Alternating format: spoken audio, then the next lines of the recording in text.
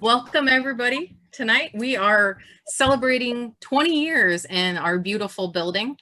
And we've got a special guest with us tonight who spent a good 20 years there and all the years before that getting it ready so people could enjoy the museum. So we're going to talk about that today and share some videos that we have from the opening of the Heritage Center. So we've got Virginia Weigant with us, a special guest tonight, celebrating her you officially retired on December 31st. So Right. you are going into your 4th month of Yeah, retirement. yeah, So, already. well, we're happy you could be with us tonight and, you know, that we are getting to celebrate 20 years in this building. I remember when we did the big 10-year anniversary and we had that big sparkly 10 in our lobby, and we've another 10 years has passed since that. So it's exciting. So we'll share some of those stories tonight and videos that were created for the opening of the Heritage Center back in 2001. And after that, we'll share some stories of some remarkable women because we're closing out Women's History Month, and I really didn't want to let that opportunity pass to talk about these wonderful women that we've got.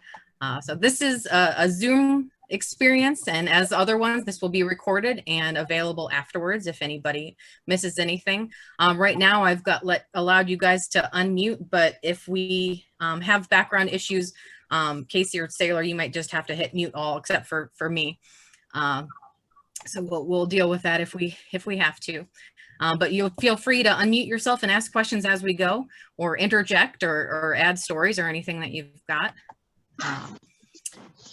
So back to this wonderful picture. This is the actual opening ceremonies picture from above the building, and I love this one. They had a great big tent. Looks like they had multiple tents out in the parking lot and out in front of the building. So today marks our 20th anniversary here at the Heritage Center. But the history of the Historical Society goes back way further than 20 years. We were formed on October 15th, 1897, and started out with 60 members. And the first headquarters were in 2 little rooms on the 2nd floor of the county courthouse that was granted by the county commission. In 1900, the collections continued to expand, and we were allowed use of the relic room in the Bushel building. So I just got a unstable connection, so let me know if I drop right away if you can. So the relic room was in the Bushel building, and then we continued to grow as we always have done, and as Virginia and Casey can attest, we are always growing. But this prompted a move into the East County building, which is where the juvenile court is now on Limestone. After that building was torn down in the late 20s, we moved to Memorial Hall, which is where we spent about 60 years until Memorial Hall closed down in 1985.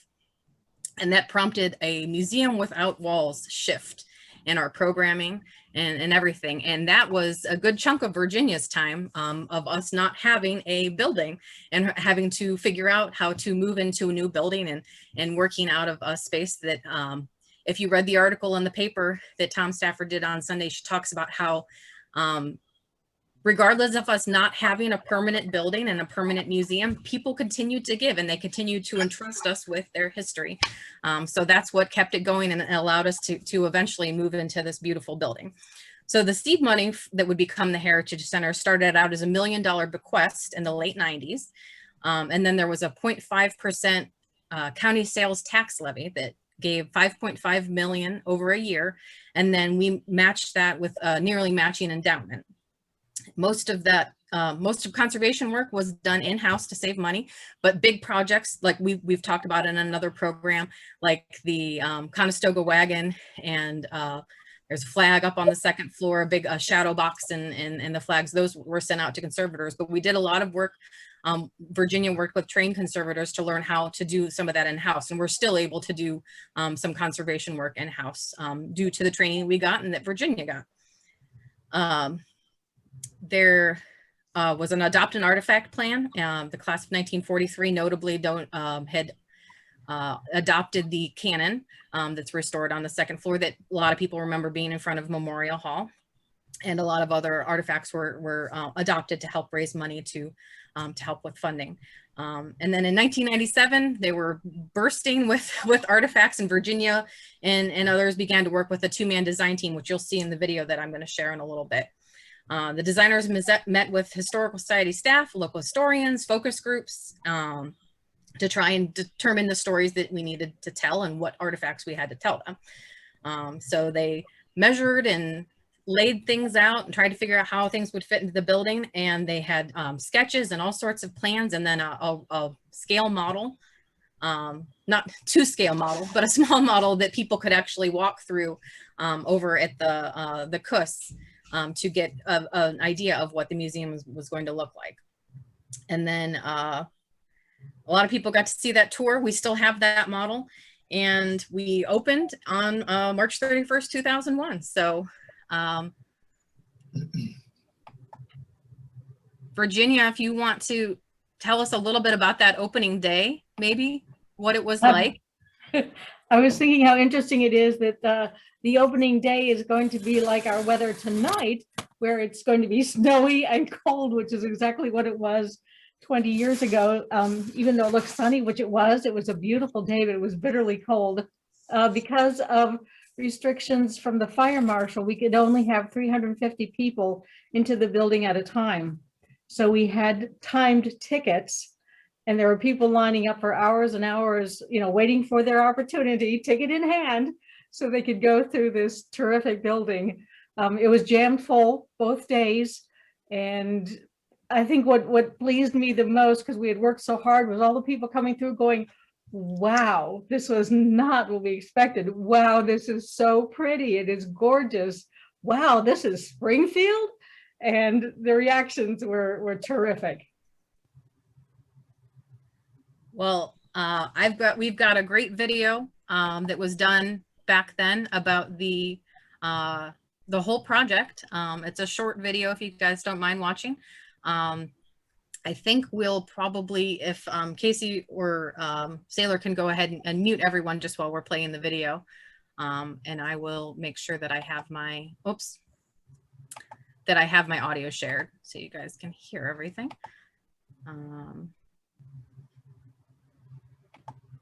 And let me know right away if you don't hear anything. But give me a thumbs up once you hear the audio.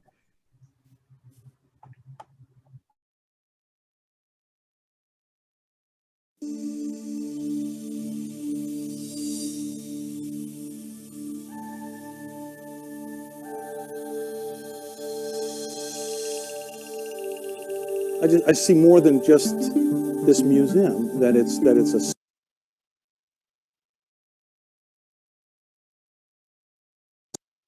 center of activity, that it's a place where people...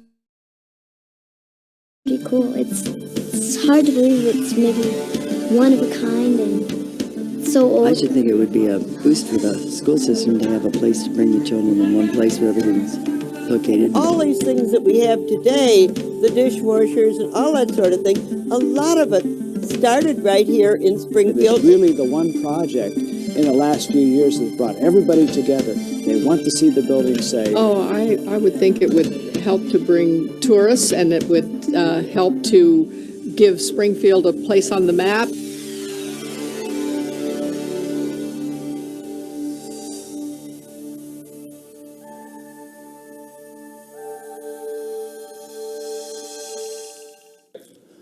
We've come a long way since we first started work on the Heritage Center.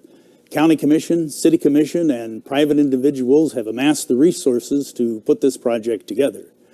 Now in the staging facility, the architects, the exhibit designers, and hundreds of volunteers are getting things ready.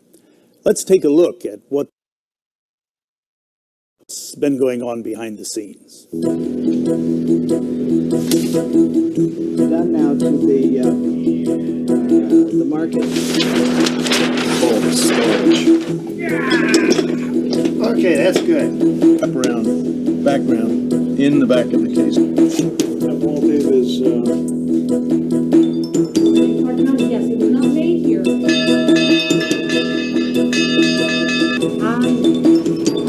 found this in my parents' home. Straighten it out a little bit. Senior exhibit designer for the Heritage Center is Bill Brown.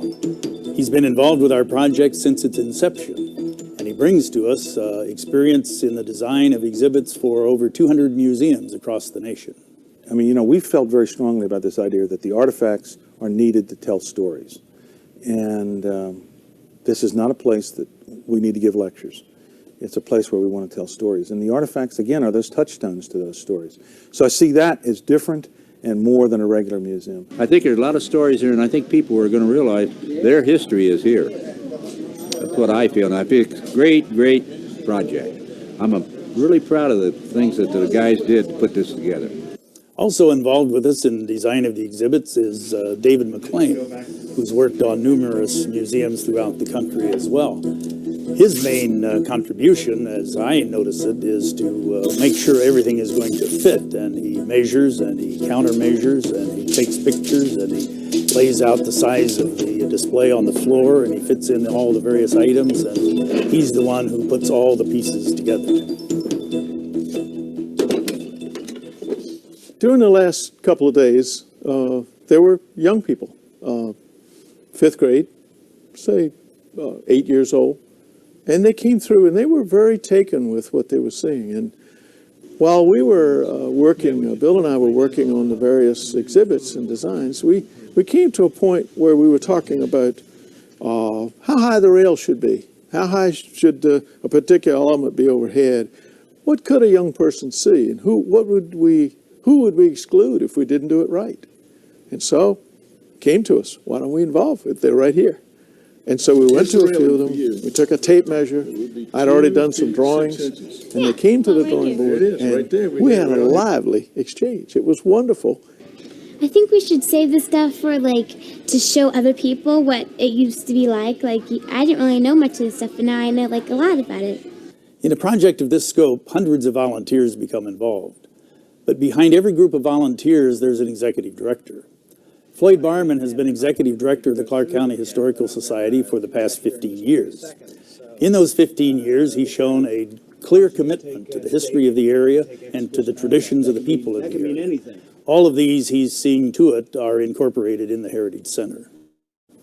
And it seems wonderful now that at the end of Clark County's 2nd century, that we rededicate that symbol to the very people that are going to make it happen. In that sense, there's probably no other building in this region that symbolizes the hope and anticipation for the people of Clark County and Springfield than that one single building. Architecturally, it's significant too. It's Richardsonian Romanesque in design. It was designed to look like a lot of facades along a block-long expanse.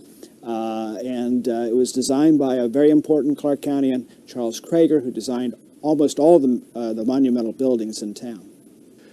It's pretty exciting to have this many artifacts, to have this many things that are related to the community, but not only that, all the people, many of which in all the tours that come through, people say, well, that's my name. I remember so-and-so. That was my uncle. That was my grandfather. So it's all tied to the community. Well, as you can see, we have come a long way since we began work on the Heritage Center, and there's still a long way to go. All of us who've been involved with the project have appreciated the opportunity that the community has given us to be involved. There are a great many people to thank, and you are among them. When the project is completed and the Heritage Center opens, all of us will have that sense of pride in having accomplished something really outstanding for our community. We dragged our kids to Indianapolis, to the children's museums, to all over the place. We don't have to drag them anymore. The grandchildren, they'll be right here, and they can see all these exciting things of their history right here in Springfield. And we're here this weekend for a reunion, and we're here touring for that. We are going to donate something to somebody. Why not think about the historical society for the class of 43 and donate $10,000? We're going to work on it. I think it's an absolutely wonderful facility, and I was just saying to the director that it's amazing she isn't overwhelmed by this, because you could work 40 hours a day for many, many years. Because it brings out a thing of wow in Springfield. It's just, it's beautiful, and we should have it in this town because it's our history.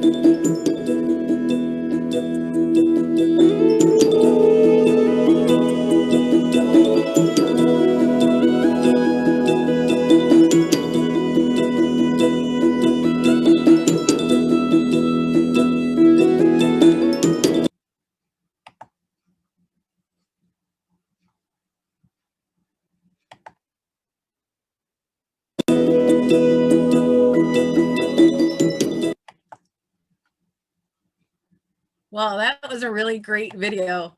You guys can unmute now if you see. I say if you saw yourself in that video, raise your hand. I watched this before. I was so amazed by all the people that I saw in there that are still around, our volunteers and everything. So it was really great to see that. I was amazed by how good the lighting made North Thompson look. That was that was PBS quality. Yeah.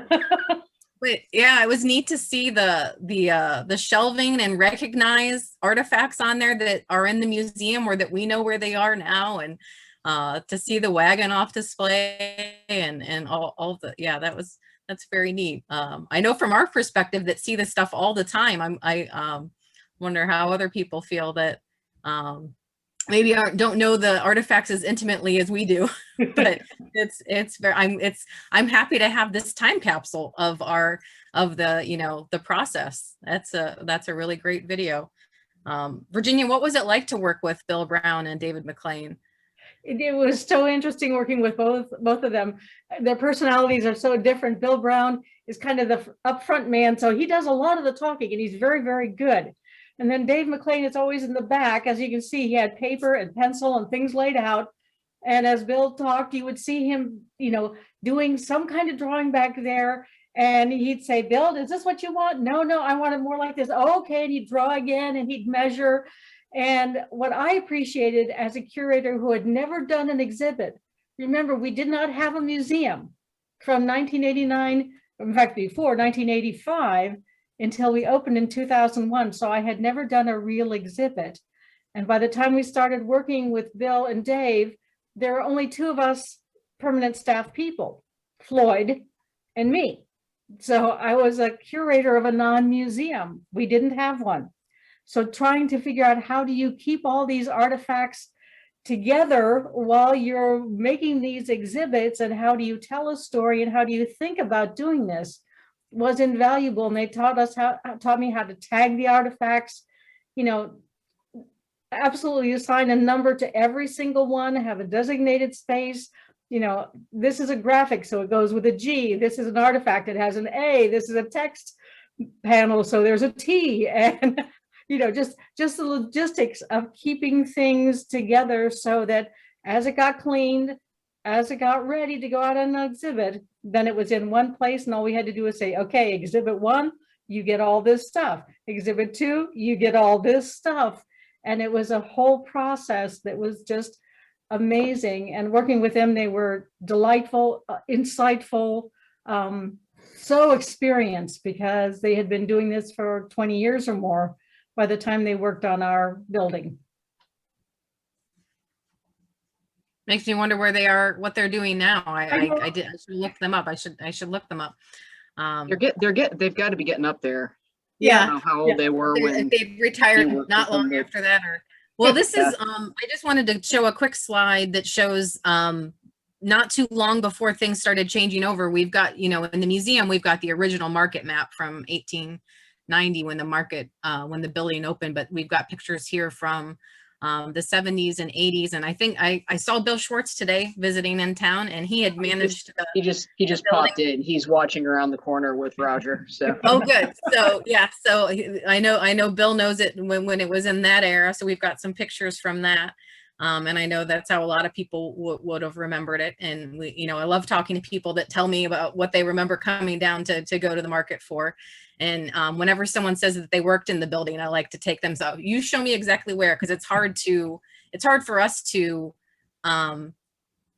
situate things where they used to be, you know, when we know where our offices and storage spaces are now. So it's interesting to hear, you know, where different people's offices were and everything. But I've got a few pictures here of before things really started.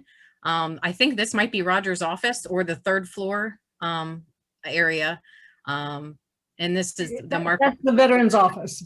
Oh, that's the other side of the building. Yeah, That's yeah. right. And then we've got here the second floor. This is our rotating gallery now, where we've got our dome above everything. And then here we have the old upper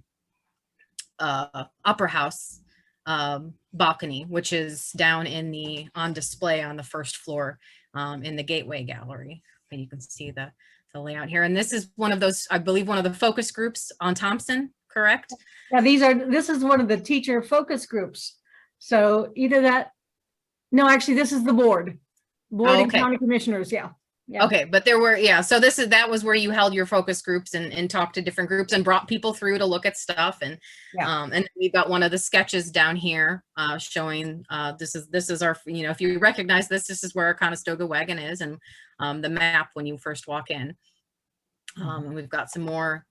This is that model that they had over at the CUS that people could walk through with a little tiny the model in the collection now. But you know, you can see it's very pretty much how things ended up looking. You can see the changes on the second floor when the annex building was built. What, in a couple of years later, in 2003 was when they did the annex. So things were taken off of the second floor and moved out to that building. So you can see some changes there. And then just kind of a little kind of more personal note, when when the model was being shown, it was shown at CUS Auditorium for the members and, you know, county and city commissioners and invited guests.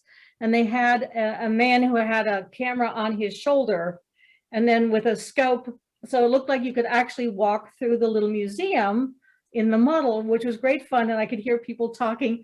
My husband, Jay, who was sitting beside me, said, "Wow, that looks like a real museum." And I said, "Yeah, what do you think I've been doing for the last 2 years?"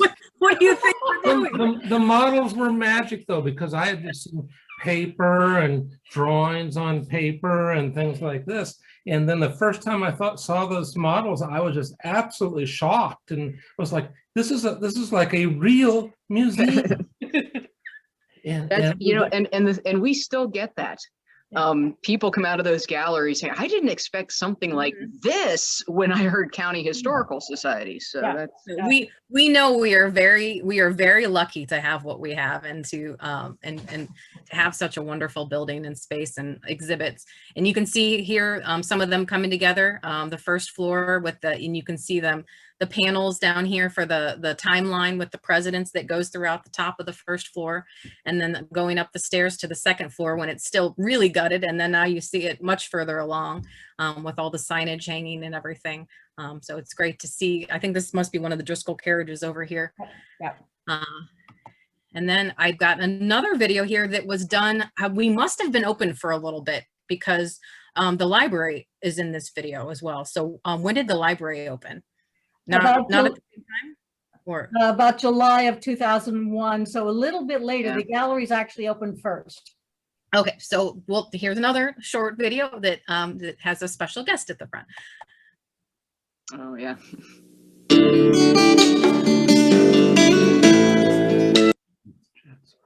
Right, let me.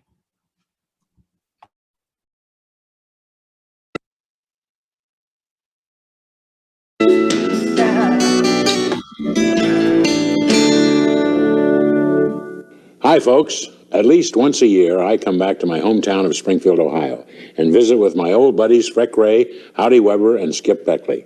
And I always bring my Cincinnati Reds jacket in memory of another hometown friend, Brooks Lawrence, who had a successful career with the Reds. My trips are even more special now because of a new attraction in downtown Springfield, a place called the Heritage Center of Clark County. Thanks to the many donors and volunteers, this 112-year-old massive structure has been preserved and transformed into an historical museum that I believe is second to none in the nation. There are beautiful galleries filled with the rich history of pioneer days, Civil War artifacts, and war heroes, early industrialists, and entertainers. There's a magnificent space for rotating exhibits, large functions, and meetings, and a beautiful gift shop with one-of-a-kind items, such as my new book, Winter's Tales. The combination of this historic building and all the many artifacts has a magical effect on a person as they pass through each of the 4 galleries. Let's take a look inside.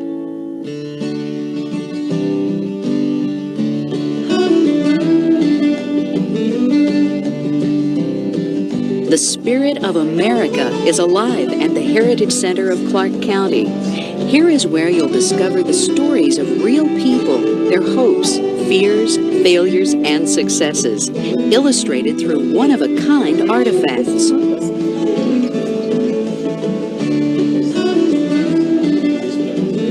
Stepping into the National Road Gallery, you walk in the footsteps of the Western migration along America's Main Street, the National Road.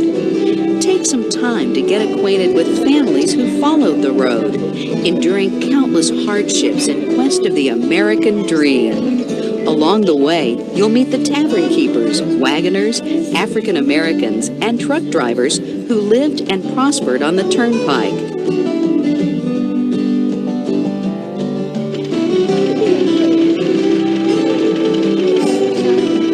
Explore farm life in the heartland. See labor-saving devices and homespun goods. Celebrate the marriage of agriculture and industry and the expansion of a town to a city, while you marvel at the volume and diversity of products made in hometown Springfield. In the Agriculture and Industry Gallery, you'll encounter Americans and American ingenuity, making their community and the world a better place to live. It was a right smart exchange of shots. I was reloading with my powder horn. The Clash of the Cultures Gallery takes you back to the Battle of Piqua as pioneers and Native Americans claimed the Ohio wilderness as their own.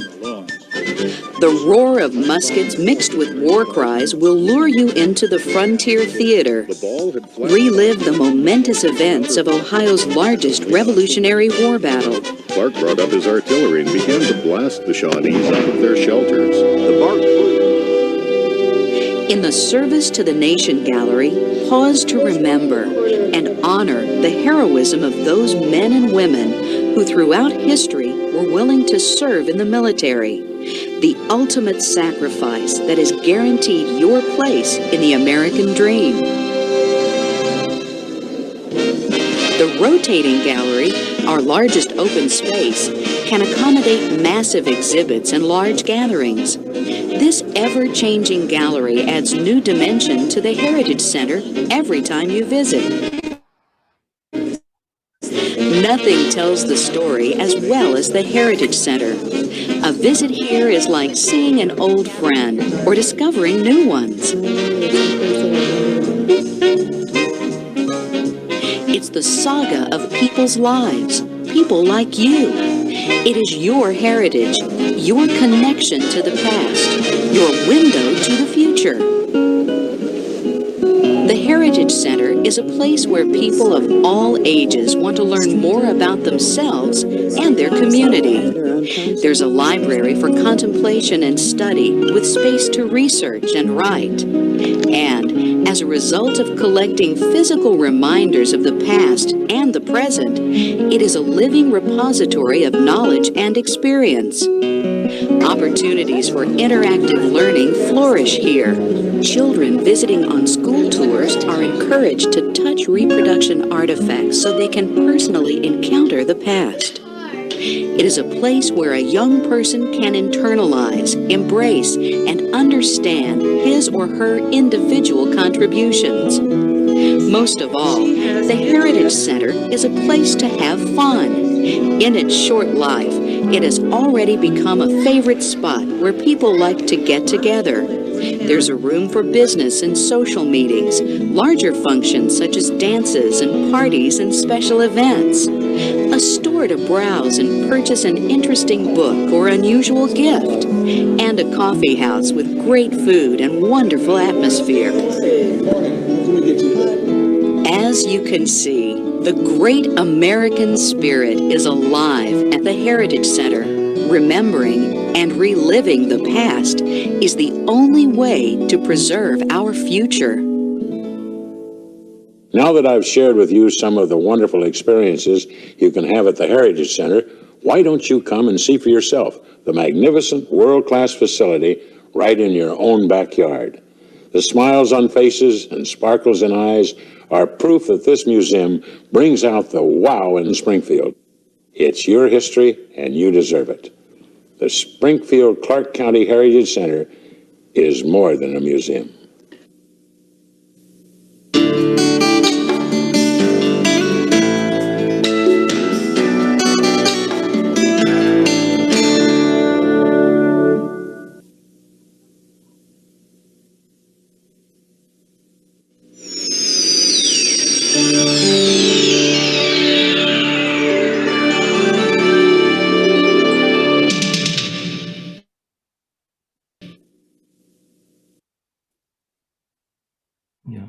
That was another great video. There you have it from the man himself. Yeah, I say it feels kind of like a time capsule. It does. And yeah. it's so it shows well how much changes in 20 years, you know, between I could see all the changes in the building that have changed in the last 20 years, but all the people too. Again, still great to see some of our volunteers and people that are are still around and in the video and still with us and volunteering as ever. But you could also see people we've lost and everything. So that's a nice video to have once again. Yeah. When the museum was being put together, Jenny and I toured around to some other museums around the country. And in the Smithsonian, I got hollered at because I was laying on the floor to look up behind one of the displays to verify that their compass for doing the surveying did not have the names of the surveyors scratched on it like hers does.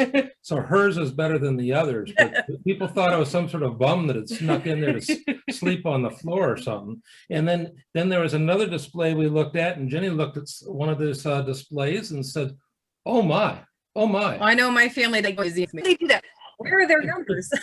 That's what that is. I need to move that over to a different display. We didn't know what that was. And when they finally had the whole thing put together, and Jenny was walking through on one of her final tours just to check all the details, because there's so much detail, checking all the details, she was horrified to find in the Civil War display a plastic paper clip on the officer's desk. Oh, no. And they had to come in and remove the glass windows so that she could get in there and grab that little paper clip off of the off of the paper. So there's a lot of research and a lot of precision that went into this. Definitely, and it shows. And I mean, we've kept it. I'm glad we've been able to continue doing temporary exhibits and changing things, and well, we'll continue to do that for. Well, I don't think we've ever, and we'll have plenty of stuff to do it with because. I don't think we've ever executed a temporary exhibit with the precision of the first galleries. There have been a lot more last-minute things than plastic paper clips. That's, although maybe none that involved that much work, but. Well, I want to have time to move on to the second part of the presentation today, where we get to look at some remarkable Clark County women. But if you want to add anything now, or we can save anything else for the end, but I want to try and get through some of these additional slides that I have. We have a lot of wonderful women in our history, and I just went through and I picked a few that we could highlight to share some of their stories. The first one I have, and they're all in no particular order, just however they got thrown up on the slides, but we've got Mrs. Elida J Hull. And this one, we found out more about her because I was doing a then and now for the newspaper, because we had this great picture of the whole hospital here. And I had gone to Google Maps and kind of walked around on the map and said, well, that building's not there anymore. And that was one of those surprise ones where I sent it to the paper and it showed up that following week, and Bill had found it, and I didn't realize that it was sitting there on West Pleasant. So if you go down to, I think, Pleasant and South Yellow Springs, you can see it back off the road. And Mrs. Elida Hull and her husband, William, had founded this private hospital in 1909, originally on Selma Road, but they later opened this building in 1916. And after her husband died in 1920, she continued it on her own. In 1930, she was honored by the community in a Mother's Day ceremony, where they estimated that she cared for, at that time, over 1,200 babies that had been born at the hospital. And of all those babies and mothers that she served in her time, she had only lost 6 in all those years, they noted. And 3 of them were during the 1918 Spanish flu epidemic. But often the babies that were born under her care would come back and have their own children at the hospital, and she would care for them as well. And over the years, she received lots of Mother's Day cards, and she was there for more than, I think, about 50 years. She retired in 1936 when her health began to fail, and she died in 1945. So and we had never had a picture of her before until we ran across one in the newspaper recently. So we were happy to have that. There's a lot of people that we see about them, and we say, oh, we don't have anything, we don't have a picture. So I'm always on the lookout for names I recognize, or telling people. I know Bob Holsizer is always going through the papers, and he'll often find someone that I've been looking for. So another person we wanted to talk about is Thelma Louise Burton. She was the wife of Edward Burton, and she owned Burton's Health and Beauty Bath Massage on Fair Street. And we have what looks a lot like a iron lung, which a lot of people guess it's what it is. It's called a fever cabinet or a sauna cabinet to kind of sweat it out of people. Along with the other tools from her sauna, we've got a hair dryer and a cyclonic irrigator, which you can Google if you like, but I don't recommend it. But that's another piece that we have. But she had gotten her massage license in 1939 and opened the salon out of her house on Fair Street, and she ran it for over 30 years. And Edward Burton had managed the Hotel Burton, which is where KK Tool is now, opposite our building on Center Street. So she was one of the local Black business owner who we have stuff on her in our collection, which we don't have a lot of local Black businesses, especially not female-owned ones. So that's a remarkable thing to have. Another really neat person whose story I love is Alice Lefty Holmeir. She was a local Springfielder who played with the All-American Girls Professional Baseball League. So if you've seen A League of Your Own, that's the story that's being told there, is of those women. And Alice was actually based on one of the characters. Rosie O'Donnell's Doris Murphy is loosely based on Alice Holmeir.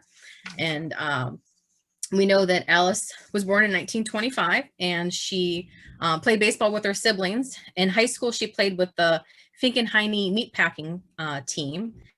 And there was 2 other players from the district, Pat Behringer and Nancy Hank Warren, who I believe is related to Larry Miller. They also went on to play in the Women's League. Pat had been an Olive Branch High School graduate, and Hank Warren had graduated a little bit after Alice here. Alice graduated Springfield High School in 1942. She went on to Ohio State University, where she played 9 sports, including softball, basketball, field hockey, tennis, and volleyball.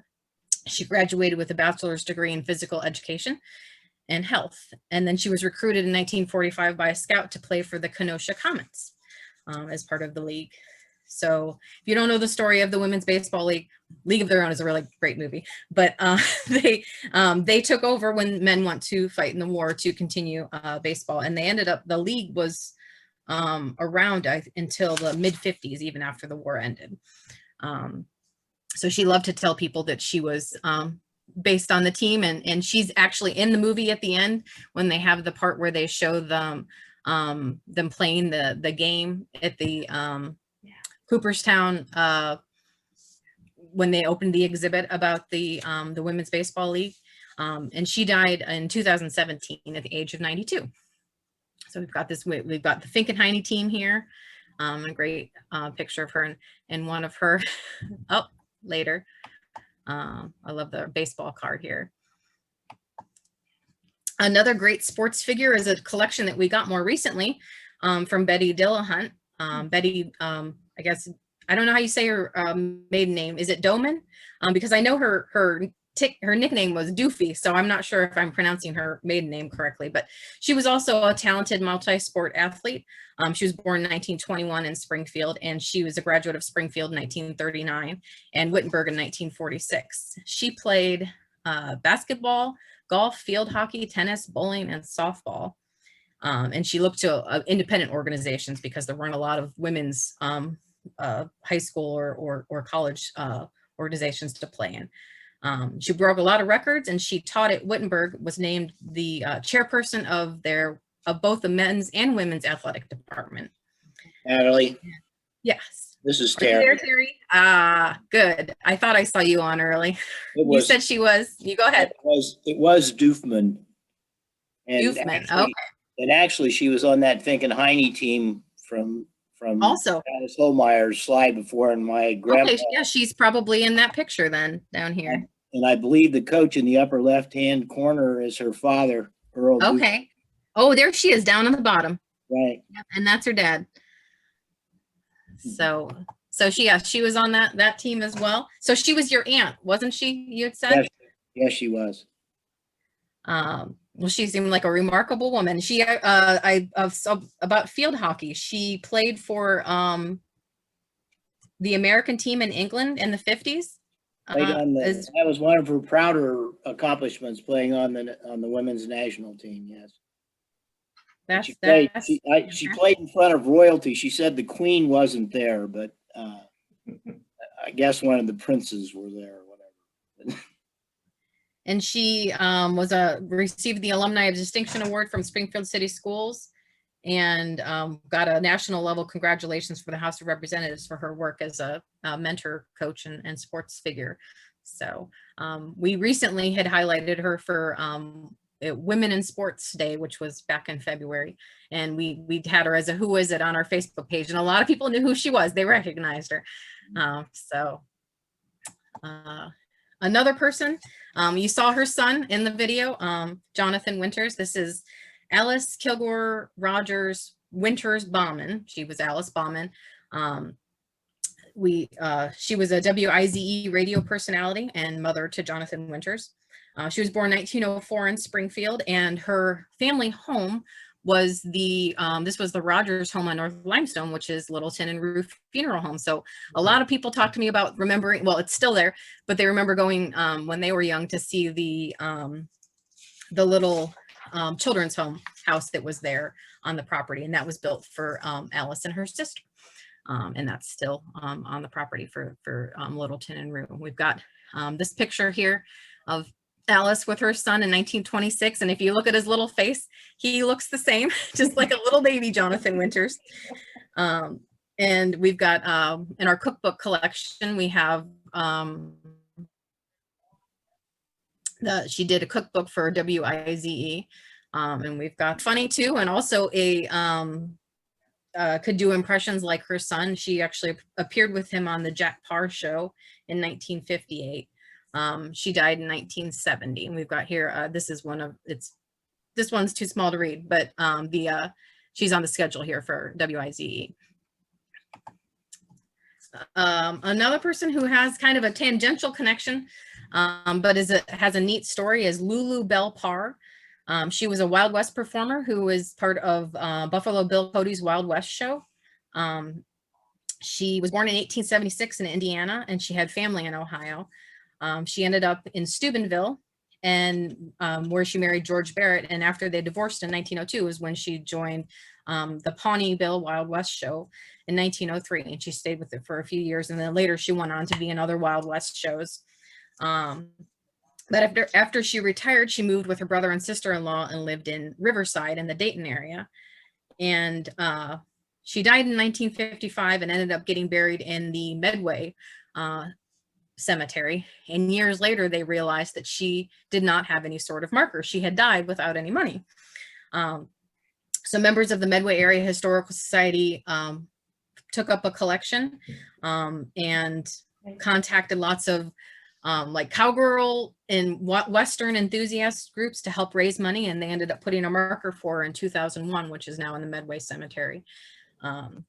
And she was inducted into the Cowgirl Hall of Fame in 2005. So I've got here, this is a picture of 1907, which is when she would have been with Buffalo Bill's show, of a picture of High Street looking west. But we figured out the date on this picture because you could zoom really, really far in on that trolley, and there's a poster for Buffalo Bill's show and the dates. And of course, online, there's a place that lists every single show that Buffalo Bill ever did. And we found our dates on there and realized what date we had to be to date this photo. So this would have been when she was part of the show. So she was probably in town at that time. Another person, I know Virginia did a talk about her when we did our Art Muses exhibit back a number of years ago, but Bernice Abbott was a titan of photography. She was born in Springfield in 1898. She didn't live here very long, but they lived on Cedar Street. Her parents divorced around 1900 and they left Springfield where she was raised with her mother and grandmother. She went to high school in Cleveland and then spent a year at OSU studying journalism before going to New York, and then she eventually ended up in Paris. But her most famous works are the WPA project, the Changing New York, which is where the iron, the iron building? Flatiron building. This one is actually, I was just at the art museum over the weekend, and I think they have this print on display right now, as they're highlighting women in their collection. But Bernice Abbott actually did end up coming back to Springfield in 1982 when they did an exhibit of her art at the Springfield Museum of Art. She died in 1991. This is a picture of her shaking hands with Congressman Dave Hobson. Another local person. This is every single time I put up a woman for Who Is It Wednesday, someone is gonna guess. So here's Lillian Gish. She was born in Springfield, October 14th, 1893, but we do know that she kind of fudged her age a bit. We do know that she actually was born in 1893, but it shows up in other years in some places. So 1896 is one, but we've confirmed it with the health department records that we have. She just must have had a couple of 29th birthdays in there. So she fudged her age just a little bit. But she was born here on Linden Avenue. And this was one that I know Kevin Rose had done some more research on this to determine that her house is in fact still standing. That's included in one of the walking tours that the West House does. But since the address has changed in 1908, it looks like her address is now gone. But when you figure out the new address, her house is still standing. Her sister also was here for a short time, but they were here for not very long, and then they ended up later in, I believe she was in Mansfield when she died in 1993 at the age of 99. Another person that has the exact same birthday as her, October 14th, 1893. Very strange fact is Lois Lenski. And she, apparently I missed that. I've actually never fully profiled Lois Lenski, but I do know that they've done more extensive research on her. There's a children's walking tour that they do, and the Lenski room at the library is named after her because she was a local author. They have a lot of her books there in the children's room at the public library that you can check out. They have also ones that are part of their permanent collection. And there was a great exhibit that they did at the Springfield Museum of Art about 2 years ago, because she was a fantastic children's book artist as well, that had a lot of her original works there. But she just happens to share birthday with another famous person. She spent a lot of her time in Shelby County, I believe. They've got a book there about her that gives a little more about her life.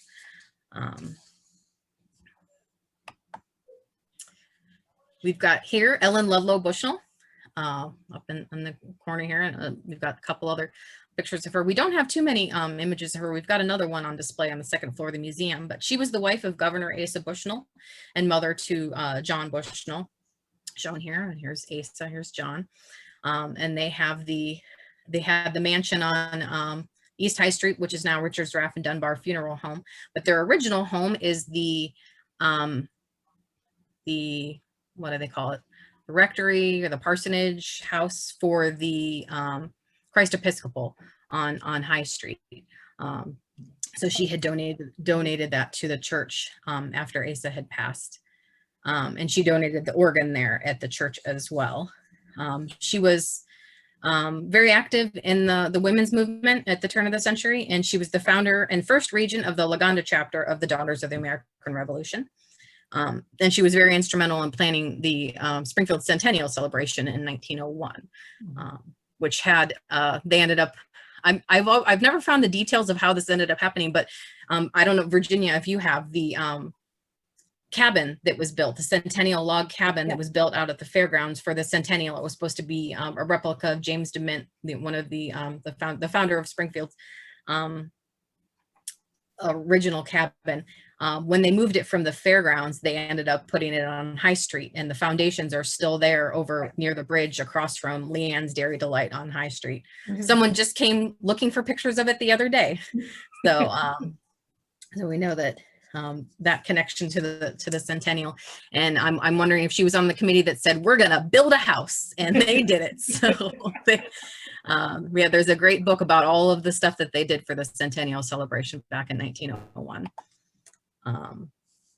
Another local woman who was big in the women's movement at the turn of the century was Fannie Winger. She was born in 1869. And in 1898, she organized the Young Women's Mission, which is still around today. They've got the Nearly News shop on West Main Street. But they were created to aid the sick and the poor in the community. And the founders, they came from comfortable backgrounds that had not experienced poverty, but they saw to help people in their community. That still is alive today as part of the Young Women's Mission. She was also involved with the YWCA, the Women's Town Club, Springfield Country Club, and she was a member of Covenant Presbyterian Church. And there's a great book about the history of the Young Women's Mission and more about Fannie Winger in this book that Kathleen Lloyd Lewis had done a few years back for the anniversary of the organization. Yeah. Another progressive woman involved in women's movement in the different clubs at the turn of the century was Anna B. Johnson. She was the president of the Ohio Federation of Women's Clubs and president of the Springfield Federation of Women's Clubs. And she was instrumental in them purchasing the Women's Town Club, which is still there today, still the Women's Town Club on East High Street. And her brother was Judge James B. Johnson. We've got a great portrait of him, and we know that he was at the dedication of the Springfield News Sun building, and also a local. We've got a local teacher, Thelma Dunn. I remember talking to one of our volunteers, Flossie, about her, because she taught for 4 decades at Wittenberg University. She was there as a student, and then she continued on teaching other teachers how to be teachers. And I remember Flossie telling that she said, she recalls her saying, if you must yell at your students, be sure to lower your voice. May I say something on that situation? Oh yeah, go ahead, Flossie. Okay, she seated her students in her classes in alphabetical order. And she said, because always the A's are always in front, I do it differently. I put the Z's in front and the A's in the back. Consequently, as a Withoft, I was always in the front row, which I didn't really want. Well, we've got some great things in our collection from her, including some of her artwork and other things that she had collected. A great little poem about being a school teacher, some of her handwritten work that she did as a student, little hand-drawn map of Ohio. So neat little things that we have, and a lot of her showing her aging over time. This is a picture we ran across in the paper, and then we've got some of her school photos and one of her later photos. But one of the best things we have from her is our Lagonda piano, which we would not have without her. Oh, I did not know that was from her. Yes, that's awesome. That's on the second floor. Well, we've got another local teacher, Ernestine Lucas. She eventually taught in the city schools, but I know that she was not able to become part of the staff for a number of years due to racial discrimination that kept Black teachers from teaching in the district for a long time. But she eventually went on to be a long-time teacher, but she was also involved with Second Missionary Baptist Church. So we have a large collection from her of all the things that she was involved in and saved from those organizations. She was at the local PTA, Girl Scouts, YWCA, and Planned Parenthood. And after she retired from teaching, she focused a lot on her own family research and genealogy, and also doing the history of the Basie family, which was an early Black family that was here in Springfield. And she helped many others with their family genealogy. She was a charter member of the Afro-American Historical and Genealogical Society, and she was very active with the National Afro-American Museum in Wilberforce. And she passed away in 2005. And I think the collection we have from her came before she had passed, though. So it's a very extensive, wonderful collection.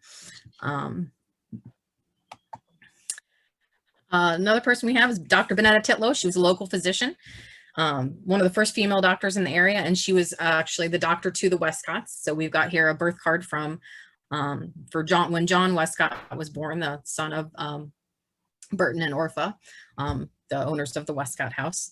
And she had started a baby health camp in Springfield around 1914. It was located where on the hill below the current water standpipe on East Main Street, which there was a standpipe there at the time as well. But we've got these great pictures of the camp and babies. I love this little one here.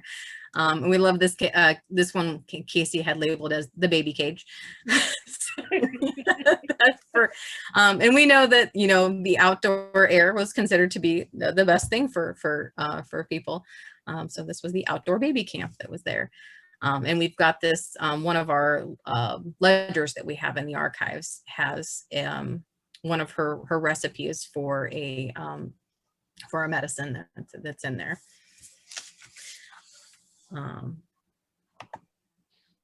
Another person that, almost skipped past her.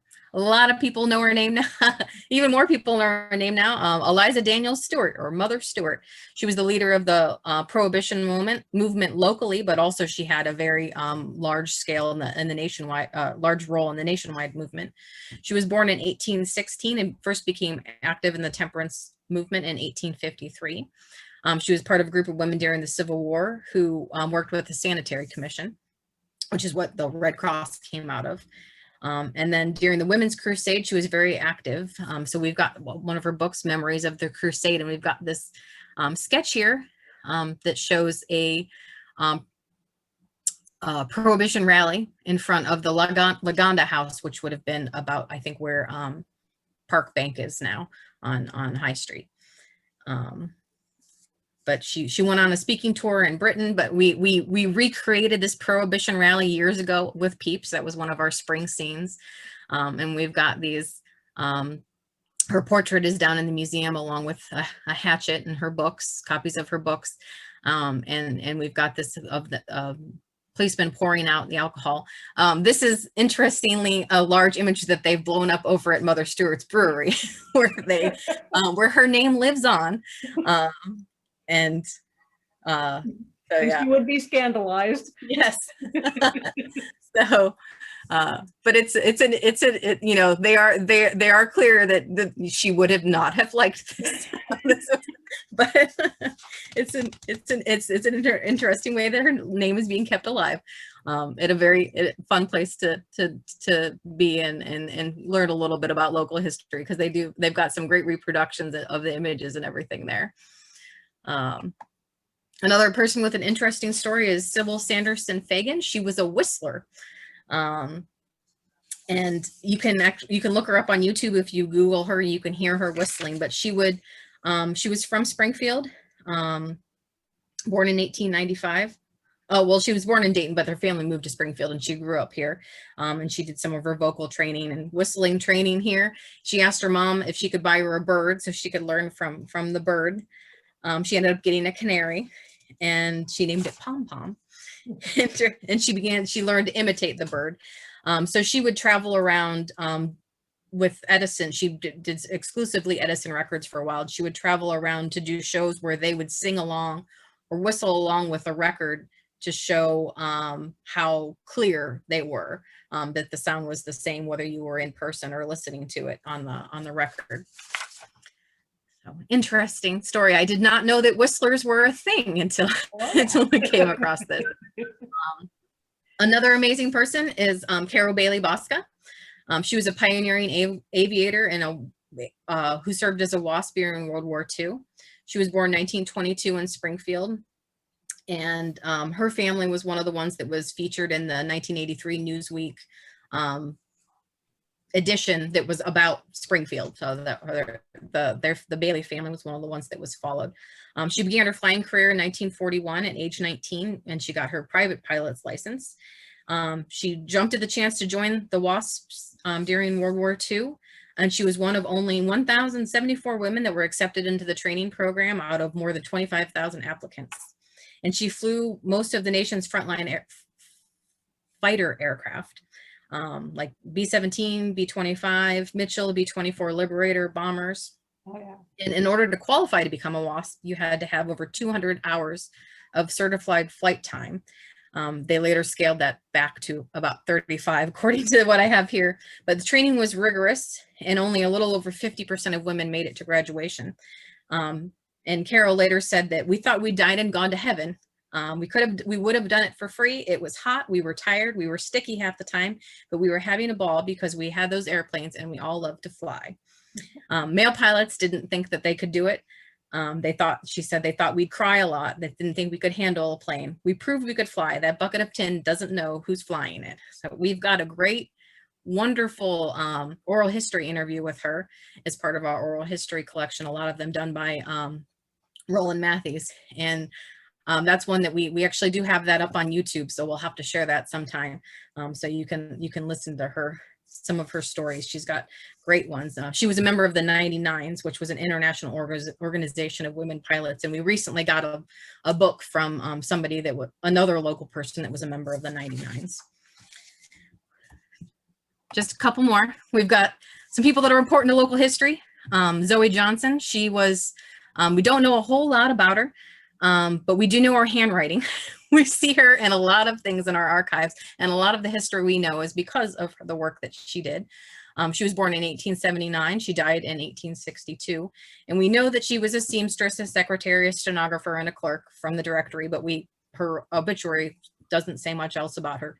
But we know that she worked as a WPA worker doing historical record surveys from 1936 to 1941. So we have all these wonderful notes and surveys on different local churches, different historical topics, and a lot of it sat for a number of years until 1972. There was a volunteer that compiled a index of the different research that we had on her. So we know that her research is spread all throughout our collection. So a lot of the historical knowledge we have is thanks to Zoe. And we've got this wonderful, the only picture we have of her, this goofy kind of picture of her at Antioch. Another local history person that was very important is Mary Scardon. She was an authority on local history, and at one time she was president of the board of trustees of the Historical Society. And we have a lot of booklets that were published in the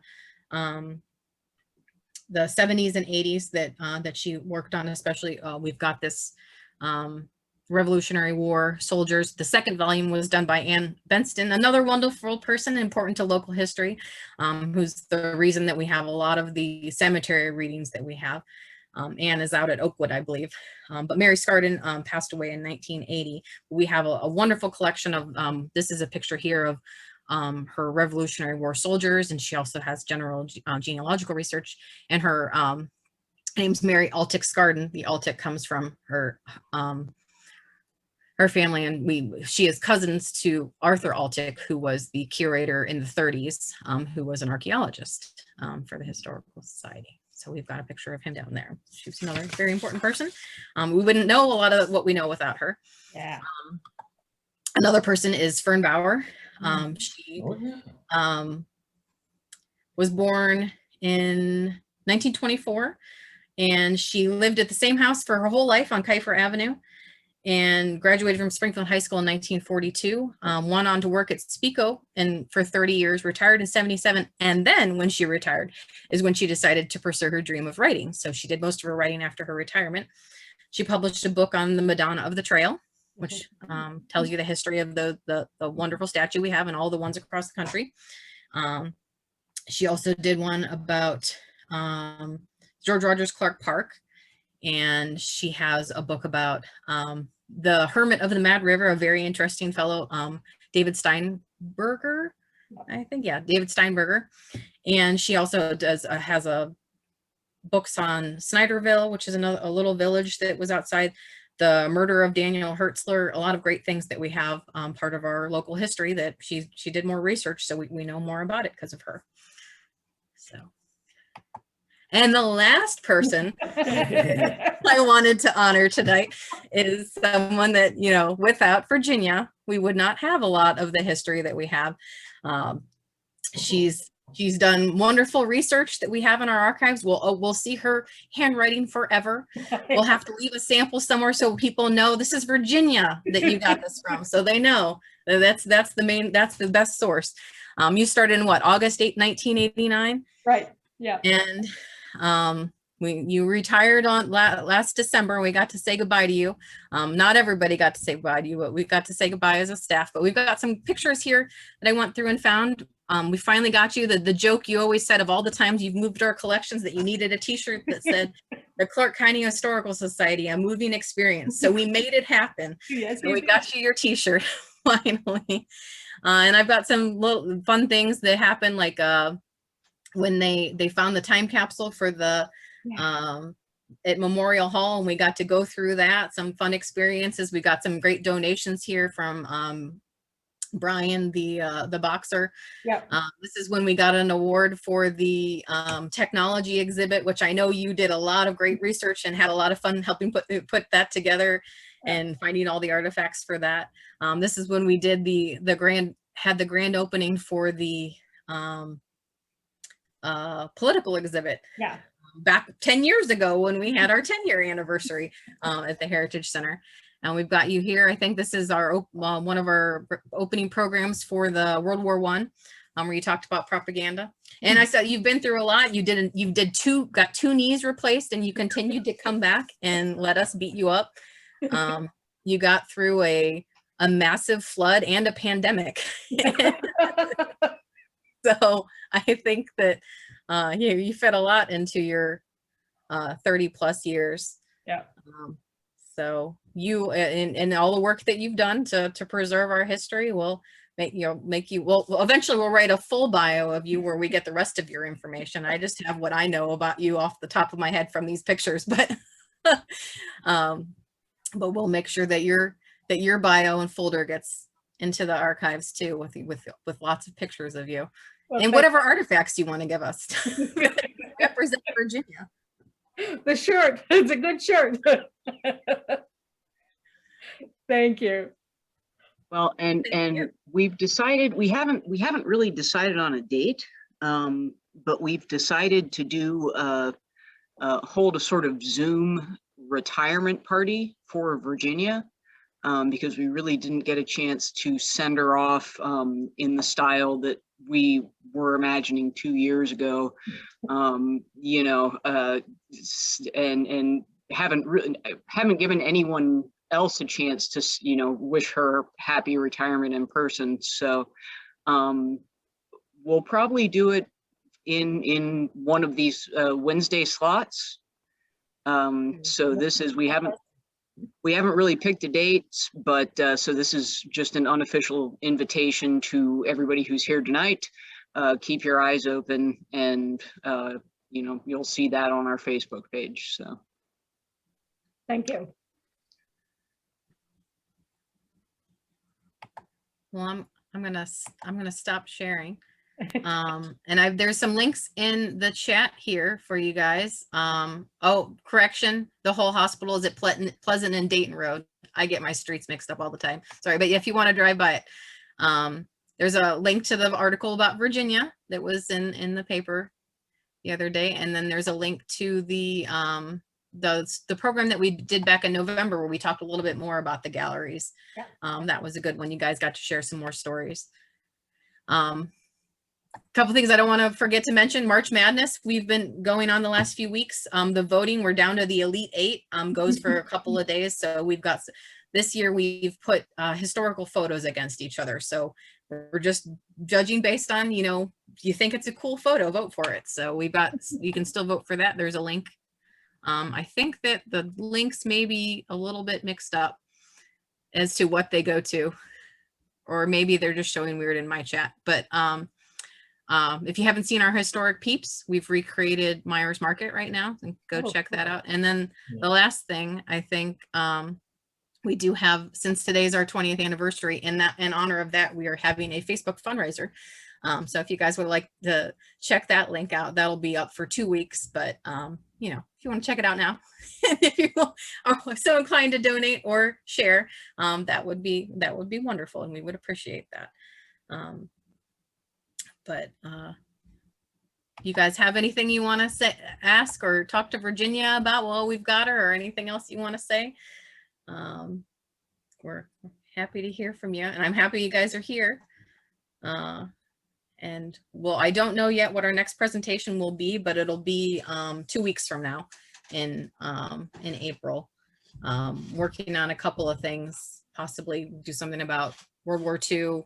I have got a large list. Again, if anybody has ideas, Bill McGregor is always sending me good ideas after these presentations, and we've always, so I'm always open to ideas if people can think of things that they like to see presentations on. So I'd like to say it was a wonderful article about Virginia in the newspaper. That was great, and it kind of tipped us off to watch for this. And then also I met Natalie today, and Natalie just did a fabulous job tonight. So thank you so much for the presentation. Well, and Claudia, I wanted to thank you. She brought the coolest new piece in that, Casey, I need to bring downstairs to show you and Grace.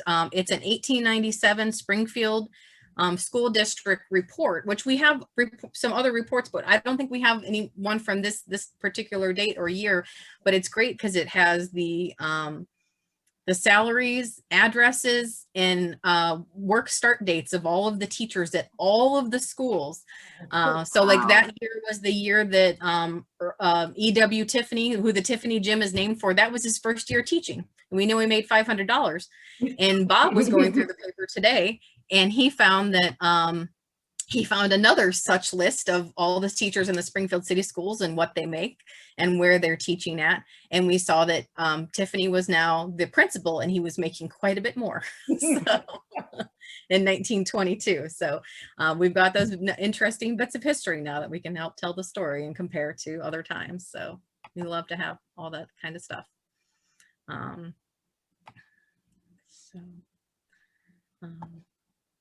But yeah, I enjoyed seeing a lot of you in the video, whole sizers. I see that we always like to drag you in whenever we need to make a promotional video for things. So I saw you guys in that one.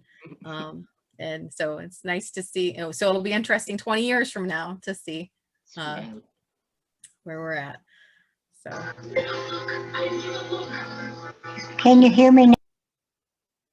Oh, I think you'll have to, sorry, I think I muted you.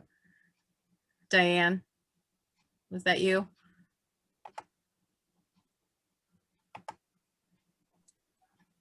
Okay, did anybody else have anything? We'll see if Diane unmutes again. Am I on? Oh, for some reason, my picture never came on this time. I'd like to send you some information about Clementine Berry Bookwater, because she's certainly a woman that should have been in that group. I'm sorry, Marianne. She was on my list, and I forgot to go back and get information to get more information. I'm going to send you a picture and some information about her that I have. Yes. Well, and Clementine Barry Bookwalter, she was instrumental in the Women's Town Club, and her statue stands next to it. I'm very sorry. I did mean to include her. Yeah, we have information. We do have information, but well, you had Anna Johnson, who was the first president, but Clementine Barry Bookwalter started the Ohio Federation of Women's Clubs. She was the founder of it, and she was on the General Federation when they told her, go back to your states and organize, and she's the one that organized it. So it's somebody that really should have been in there. Yeah. Well, I'm sorry I left her out, but we'll make sure this is being recorded. Luckily, I'll have to include a picture with her later. And I have not. I think we've profiled her before, so I'm sorry she didn't. When I was doing a search of all the women that I knew that we had stuff written on, I missed her. So, I doubt if you have much on her, because when I first came down to the Heritage Center years ago in 2002 or whenever it was, why all you could give me was a picture, and I got that. So I still have it, Virginia. So well, we may have to do some more. We may have to do some more research to see what we can find on her. Okie dokie. But I'm sure there's plenty of other wonderful women that I've left out of this. So yeah, that's I'm happy to get more information about people, so we can include them. And so yeah. Well, you hit all the good ones, that's for sure. That's maybe oh shoot, I can't think of her first name. The Baker lady. Oh, Granny Iceberger. No. No. She was I can't think. I'm sorry. I'm going on 86 now. I'm losing it all. I can't remember. She was in charge of one of the industries in town. Oh yeah, Margaret Baker. Margaret Baker. Oh, I thought you meant actual Baker. Yes, she's another person we do have information on. I forgot about her too. Yeah. Well, sorry, I apologize for being late today. Oh no, I'm glad you're here. But we got some unexpected company. We had an unexpected company, and by the time we got our supper, I said, "Oh my gosh, is that 7:20?" And here I was supposed to be on the computer. Well, I'm glad you made it. So again, I had our email and our Facebook on there. If you guys think of anybody else that we missed too, that we probably should do more research on, let us know. I say Flossie, she always likes to do research for me if I give her, or a sailor's working with us right now from Wittenberg. So she's been doing research to write posts and do stuff. So she's been working on a lot of our who, what, where answers lately, about people and places. So we're always looking for more things that we can research. So thank you, Natalie. Oh, thank you. I'm glad you could be with us. And happy 20 years. Let's keep this building going as long as it will. I mean, places in Europe stand for hundreds of years. We can keep this building up. We can do it. Yeah. Right, Roger? I don't know if he's still on here, but we've got it. Everybody. Happy Easter. Happy Easter. It's good to see you all, and we'll see you in person someday, but we'll keep seeing you on here otherwise. So thanks for joining us tonight. Bye-bye. You guys have a great night. Bye. Thank you. Bye. Have a good evening, everybody. Bye-bye.